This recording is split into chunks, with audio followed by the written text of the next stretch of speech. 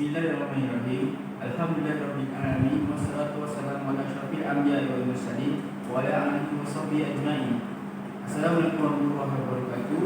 Salam ukhuwah, salam satu Malaysia dan salam satu forum kepada adik semua ahli panel sekalian. Alhamdulillah, syukur kita pada hadirat ilahi Subhanallah wa ta'ala kerana dengan limpah kurnianya dan izin ini dapat kita bersama-sama bersua dalam pertentangan Forum Pendidikan Islam ini. Saya Muhammad Amir Farhan selaku moderator pada pertentangan forum hari ini akan bersama-sama dengan warga kelas 11 dan 1 di S38A sekalian untuk mempengerusikan Forum Pendidikan Islam kita. Pada hari ini, hadirin yang dirahmati Allah sekalian, sebelum saya memperkenalkan ahli-ahli panel kita, izinkan saya untuk mengupas terlebih dahulu mengenai buat bicara forum kita pada hari ini. Forum kita pada hari ini berkisahkan tentang moral dan akhlak Islam. Selain Al-Quran dan Sunnah, Muslim perlu melihat sejarah dalam mencari panduan meniti kehidupan. Apabila meniti kekuatan sesuatu peradaban atau kemajuan dalam sejarah manusia, kita akan cenderung melihat aspek kebendaan atau kekuatan fizik semata-mata atau kekuatan fizik semata-mata. Namun kita semua jelas akan keindahan dan kecantikan fizikal semua bergelar makhluk dan akan mudah dan rosak dimakan waktu. Maka penting dalam mengimbau kegemilangan sesuatu kemajuan banyak aspek lain perlu dinilai. Akhlak ialah budi pekerti, perangai, tingkah laku atau tabiat. Rasulullah SAW diutuskan untuk menyempurnakan akhlak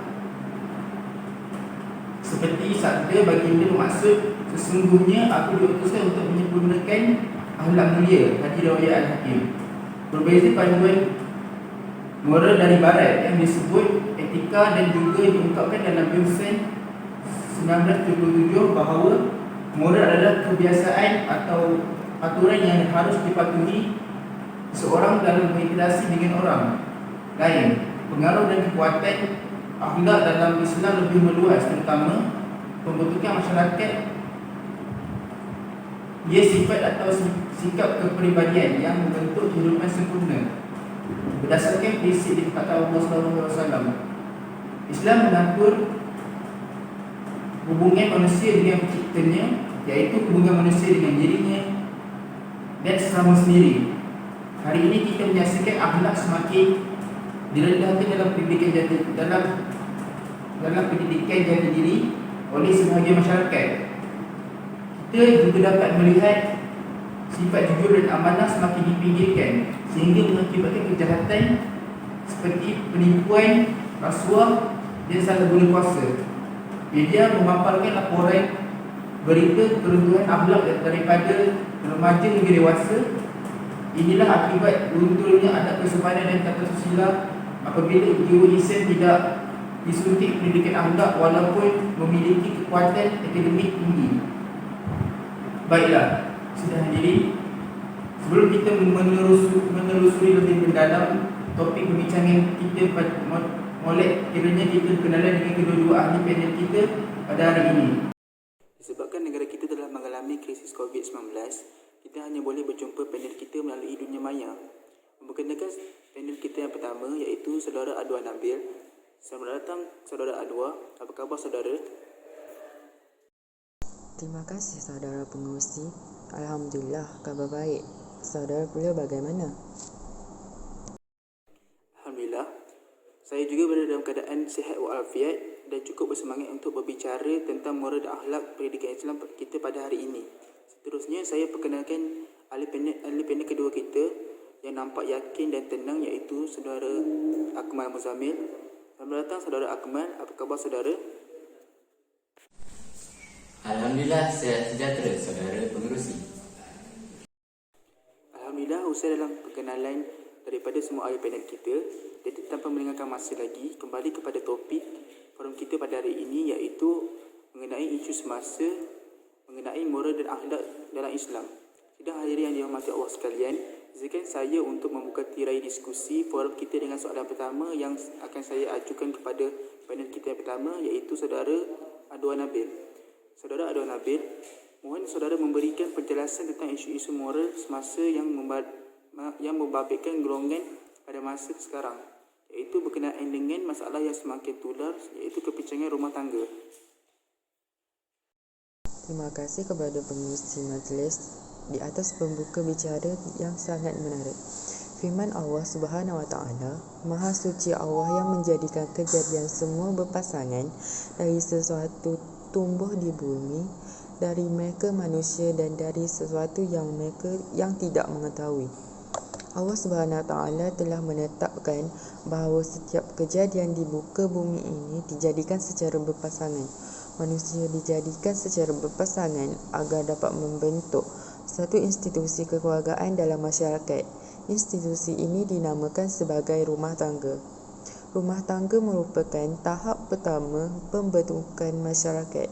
Rumah tangga dibentuk menerusi perkahwinan yang tertakluk kepada peraturan-peraturan tertentu yang ditetapkan dalam Islam.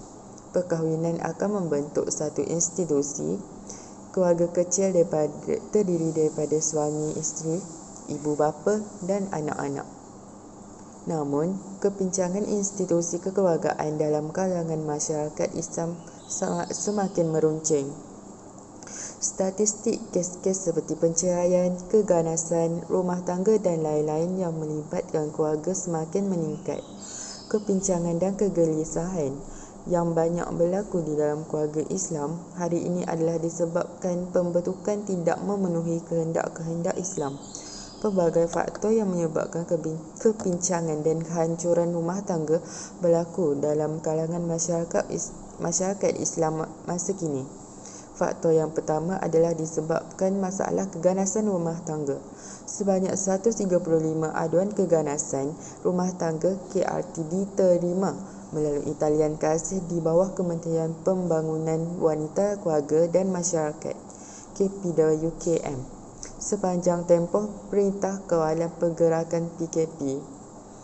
Jumlah tersebut hanyalah sebahagian daripada insiden keganasan rumah tangga yang dilaporkan dan direkodkan oleh agensi berkaitan.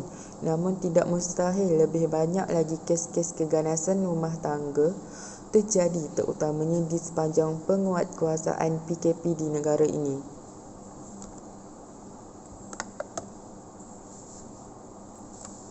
Meskipun fokus ini tertumpu kepada penularan wabak COVID-19 dan langkah-langkah kawalan serta pencegahannya, namun keseriusan kes KRT tidak sewajarnya dipandang remeh. Bahkan, mangsa-mangsa lebih terdedah kepada keganasan kerana banyak masa terluang di rumah ekoran PKP. Manakala Sekatan Pergerakan pula menyukarkan mereka untuk mendapatkan bantuan.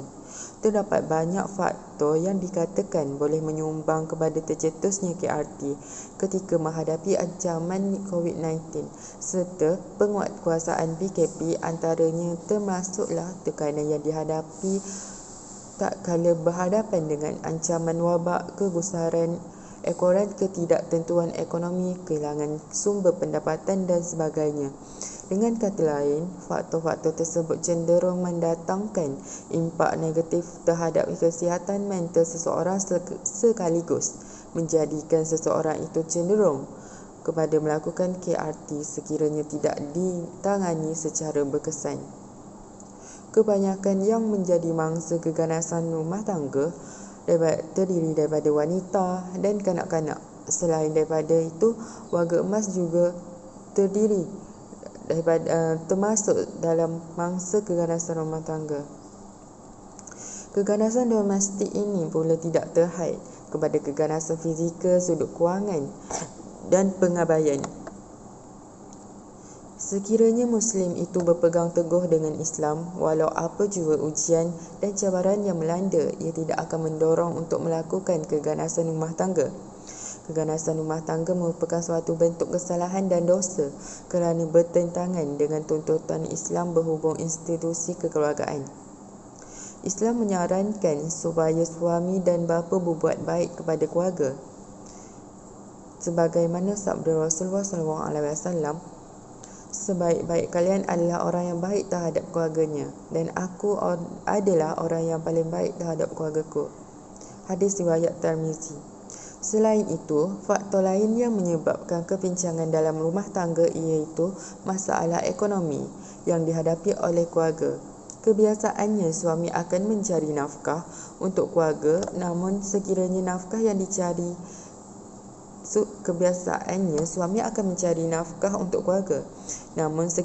nafkah yang dicari tidak mencukupi untuk menanggung ahli keluarga, hal ini menyebabkan masalah berlaku.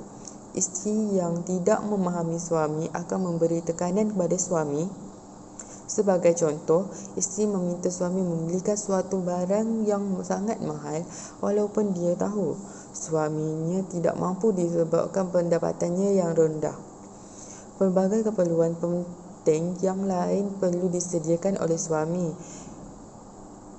daripada memenuhi permintaan isterinya yang keterlaluan. Perkara seperti ini boleh menyebabkan pasangan suami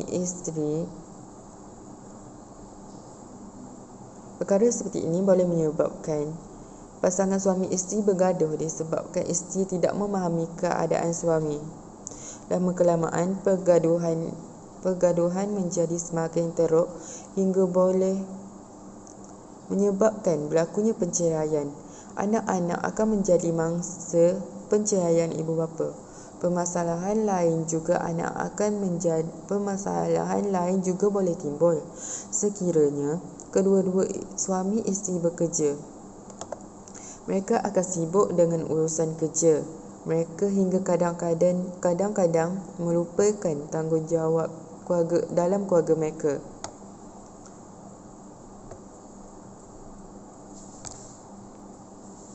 Anak-anak akan menjadi mangsa disebabkan kelalaian ibu bapa, disebabkan terlalu sibuk dengan urusan pekerjaan hinggakan anak-anak sepatutnya diasuh dan dibelai dengan penuh kasih sayang semakin terabai. Permasalahan dalam institusi kekeluargaan menjadi semakin susah untuk diselesaikan. Implikasi daripada perceraian, anak-anak memberontak dan tidak akan menghormati ibu bapa sebagaimana dihendaki dalam Islam. Saudara Muza, bolehkah saudara jelaskan mengenai cara untuk mengatasi masalah kepincangan dalam rumah tangga yang semakin meningkat pada masa kini? Bismillahirrahmanirrahim. Terlebih dahulu saya ingin mengucapkan ribuan terima kasih kepada saudara kerana menjemput saya untuk menyampaikan majlis forum pada malam ini. Untuk menjawab soalan saudara pengerusi tadi, kita tahu bahawa setiap masalah yang berlaku mesti ada jalan penyelesaiannya, terutamanya dari sisi Islam. Permasalahan dalam sisi kekeluargaan, masyarakat Islam masa kini sebenarnya membimbangkan. Namun begitu, setiap permasalahan ada jalan penyelesaiannya. Bagi menyelesaikan masalah kepincangan dalam institusi keluarga adalah dengan menganjurkan satu program ilmiah tentang institusi keluarga kepada bakal pasangan suami isteri sebelum mereka mendirikan rumah tangga. Selain itu, program ini akan memberi penekanan kepada bakal pasangan tentang kehidupan keluarga berlandaskan agama Islam. Dalam sebuah perkahwinan telah ditentukan kewajipan-kewajipan dan peraturan yang akan membawa kebahagiaan kepada pasangan yang mematuhinya. Sekiranya peraturan ini tidak dipatuhi, sama ada kerana kejahilan atau sengaja mengingkarinya, pasangan suami isteri sentiasa dilanda arus yang menjadikan suasana hidup mereka tidak tenteram. Bagi memastikan sebagai ahli keluarga dengan adanya program ini, bakal pasangan suami isteri akan lebih mengetahui tentang tanggungjawab mereka dalam keluarga. Pasangan juga akan lebih bersedia dengan alam perkahwinan. Secara tidak langsung, permasalahan dalam sebuah keluarga itu dapat dikurangkan disebabkan pasangan suami isteri telah mengetahui tentang tanggungjawab mereka dalam keluarga. Selain itu, langkah lain yang boleh dipraktikkan untuk mengelakkan daripada berlakunya masalah dalam institusi kekeluargaan adalah dengan berpegang teguh dengan ajaran agama Islam. Islam telah membentuk satu panduan tentang kehidupan dalam keluarga. Setiap pasangan suami isteri seharusnya memahami tanggungjawab mereka dalam keluarga. Sebagai contoh, suami mempunyai tanggungjawab untuk menjadi seorang ketua keluarga, pelindung kepada isteri dan anak-anak. Sebagai pelindung keluarga dan ketua unit masyarakat yang kecil, suami berkewajipan membimbing, berusaha mencari keperluan hidup keluarga dan berusaha menyediakan faktor-faktor kebahagiaan dari keselamatan keluarganya. Pentadbiran suami di dalam rumah tangga hendaklah berdasarkan belas kasihan dan memberi contoh yang baik. Tanggungjawab suami adalah penting di dalam membina sebuah institusi kekeluargaan. Manakala tanggungjawab seorang isteri pula menjadi pembantu kepada suami apabila suami menjadi ketua keluarga. Isteri mempunyai tanggungjawab dan tugas yang tertentu, antaranya adalah mengendalikan kerja-kerja rumah. Selain itu, isteri wajib berhias untuk suami. Dalam Islam, isteri hendaklah sentiasa berada di hadapan suami dalam keadaan menarik dan kemas. Dengan itu, suami menjadi terhibur ketika berada di sampingnya. Isteri juga perlu pandai membujuk suami bila suami berada dalam keadaan yang marah, kerana membujukan itu penting dalam kehidupan rumah tangga. Dan yang paling penting, isteri adalah taat kepada suami. Isteri tidak boleh sekali-kali membelakangkan suami kerana dia ketua rumah tangga. Jika hendak keluar rumah, mestilah mendapat izin daripada pihak suami. Terima kasih saudara Akmal Berzamin di atas ulasan yang sungguh baik seperti tadi. Apa yang dapat saya simpulkan di sini adalah bentukan keluarga Islam pada abad ini dan abad yang mendatang amat mencabar bagi setiap ibu bapa. Dasar-dasar rumah tangga yang melemah dan kepimpinan keluarga yang longgar sudah pasti akan tumpas dalam menghadapi cabaran perubahan nilai global yang mengubah kehidupan keluarga. Institusi keluarga merupakan satu institusi penting dalam keseluruhan kerangka pembinaan dan kelangsungan ummah. Umat Islam akan berdepan dengan satu masalah besar seandainya institusi penting ini tidak dikawal dan dijaga dengan baik. Kehancuran institusi ini bermakna kehancuran ummah itu sendiri, kerana daripada institusi ini bermula munculnya kalangan ummah di dalam masyarakat. Dalam usaha menentukan institusi keluarga, kita sebagai masyarakat Islam dan ibu bapa harus memberikan pendidikan yang sempurna kepada anak-anak kita demi melihat generasi yang terbaik di masa depan. Seterusnya kita dapat lihat bahawa isu LGBT ini semakin hangat diperkatakan oleh masyarakat kita pada hari ini. LGBT adalah singkatan bagi lesbian, gay, biseksual dan transgender. Saudara Ahmad Adwan Nabil, bolehkah saudara jelaskan dengan lebih terperinci tentang apa itu LGBT? Terima kasih saudara Amir di atas soalan tersebut. Menurut Beach 2011, perempuan yang mempunyai tarikan seksual terhadap kaum perempuan dikenali sebagai lesbian. Golongan ini mudah jatuh cinta dan kasih sesama mereka. Mereka juga mempunyai keinginan yang tinggi untuk hidup bersama selama-lamanya. Gay boleh digunakan untuk merujuk pada pasangan sejenis, iaitu lelaki dengan lelaki. Gay merupakan satu gejala yang tidak sihat kerana individu tersebut mudah tertarik dengan kaum sejenis. Perkara ini dilarang sama sekali dalam Islam. Biseksual adalah merujuk kepada individu yang mempunyai kecenderungan yang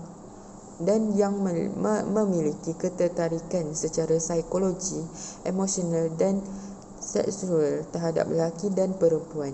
Manakala transseksual atau transgender ialah satu keadaan di mana seseorang cenderung mengenal pasti diri mereka dengan gender yang tidak konsisten dengan jantina biologi mereka. Biasanya mereka akan melakukan beberapa usaha perubatan untuk menukar keadaan fizikal mereka supaya menyerupai jantina berlawanan. Menurut beberapa pengkaji, golongan transseksual ini mengalami kecelaruan gender, iaitu merasai dirinya terperangkap dalam tubuh yang salah, di mana mereka berkeinginan untuk memiliki jantina yang berlawanan dan yang ditentukan sejak lahir, yang berlawanan dari yang ditentukan sejak lahir. Terima kasih saudara Adwan Nabil di atas penjelasan yang cukup padat dan yang seperti tadi.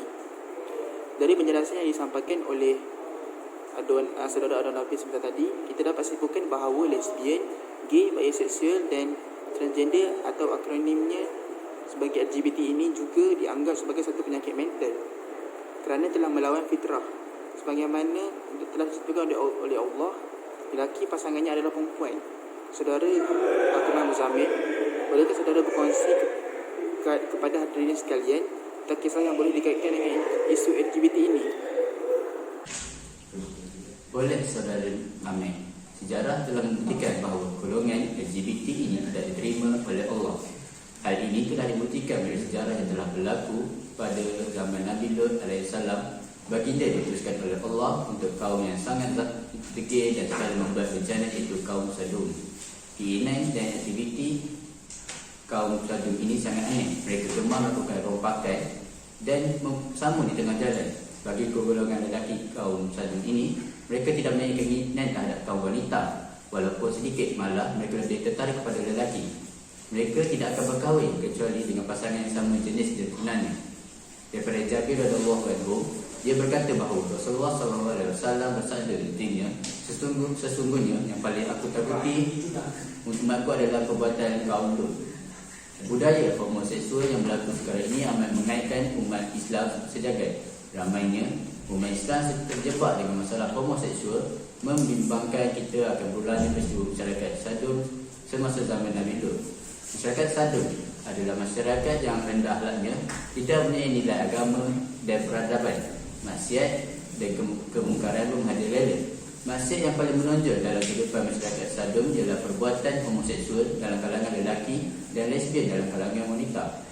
Maka Allah SWT memerintahkan Nabi Lut AS membawa umatnya kembali ke pangkal jalan. Ketahuilah bahawa Rasulullah SAW melaknat pelaku homoseks sebanyak 3 kali. Sedangkan pezina hanya sekali. Islam amat menentang keras hubungan sejenis ini kerana perbuatannya itu akan memberi kesan yang buruk kepada pelakunya dari aspek kesihatan. Homoseksual akan menyebabkan manusia dihadapi penyakit AIDS dan berbagai penyakit kelamin yang lain. Kisah sejarah Nabi Lut AS telah diceritakan oleh Allah di dalam Al-Quran. Firman Allah yang bermaksud, dan kami juga telah mengutuskan Lut kepada kaumnya. Ingatlah, tak kala dia berkata kepada mereka, mengapa kamu mengejarkan perbuatan fahisyah keji itu yang belum pernah dikerjakan oleh seorang pun di dunia ini sebelummu? Sesungguhnya kamu mendatangi lelaki untuk melepaskan nafsumu kepada mereka, bukan kepada wanita. Malah kamu ini adalah kaum yang melampaui batas. Daripada ayat di atas, jelaslah di sini bahawa LGBT ini adalah sonsang dan dibenci oleh Allah Subhanahu Wa Taala. Seperti kisah kaum Sadum yang diturunkan bala oleh Allah telah cukup menggambarkan kepada kita bahawa LGBT adalah satu aktiviti yang haram dan keji. Hal ini kerana LGBT ini melawan fitrah manusia yang telah diciptakan oleh Allah sebagai berpasang-pasangan. Allah Subhanahu Wa Taala telah menciptakan manusia ini dengan beberapa tujuan, antaranya iaitu seperti yang disebutkan dalam surah An-Nisa, firman Allah yang bermaksud, hai manusia sekalian, bertawakallah kamu kepada Tuhanmu yang telah menciptakan kamu dari diri yang satu, dan daripadanya Allah menciptakan isterinya, dan daripada keduanya Allah memperkembangkan biak-biakkan laki-laki dan perempuan yang banyak. Apa yang kita dapat fahami daripada ayat di atas ialah Allah telah menciptakan manusia ini secara berpasang-pasangan, dan dari pasangan tersebut akan lahir zuriat atau pewaris bagi meneruskan generasi. Ini telah membuktikan bahawa gejala LGBT telah lari daripada tujuan penciptaan manusia ke muka bumi ini.